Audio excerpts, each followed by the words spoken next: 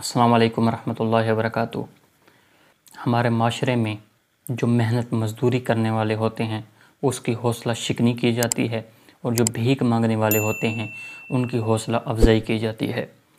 میں آپ کو ایک واقعہ بتاتا ہوں۔ ایک آدمی نے دو نو عمر بچوں کو بازار بیچا، ایک کو پرانے کپڑے پہنا کر بھیک مانگنے کے لیے اور دوسرے کو کچھ چیزیں دے کر بیچنے کے لیے۔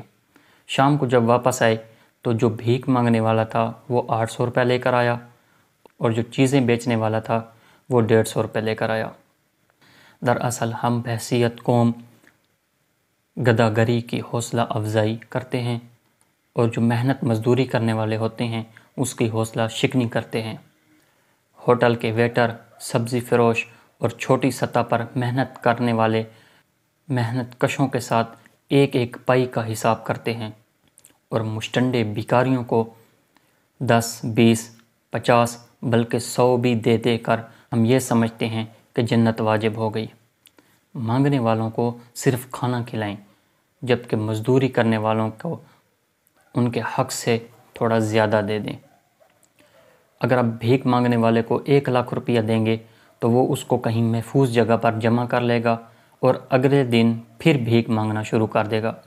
اگر آپ کسی مزدور کو دیں گے تو وہ اپنی جائز ضروریات کو پورا کر کے اگلے دن وہ اس سے بہتر مزدوری کرے گا۔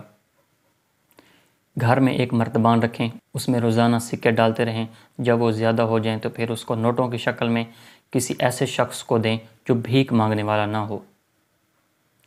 اس ملک میں لاکھوں مزدور، اس ملک میں لاکھوں طالب علم، بیمار، کمزور، مزدور اور خواتین ہیں جو ایک ایک خواتین ہیں جو ایک ایک ٹکے کی محتاج ہیں۔ مدد کرنے پہ آئیں تو یہ 1 روپیہ بھی آپ کو پل صراط سے پار کروا سکتا ہے۔ یاد رکھیے کہ بھیک دینے سے گداگری کبھی ختم نہیں ہو سکتی بلکہ بڑھے گی۔ خیرات دیں، وہ بھی منصوبہ بندی کر کے اور احتیاط کے ساتھ۔ اس طرح دنیا بھی بدل سکتی ہے اور آخرت بھی۔ تو امید ہے کہ یہ باتیں آپ کو سمجھ میں آ گئی ہوں گی۔ ہم ہر اس کی حوصلہ افزائی کریں جو محنت کرتا ہے، چاہے وہ چھوٹی سطح کا بھی کیوں نہ ہو۔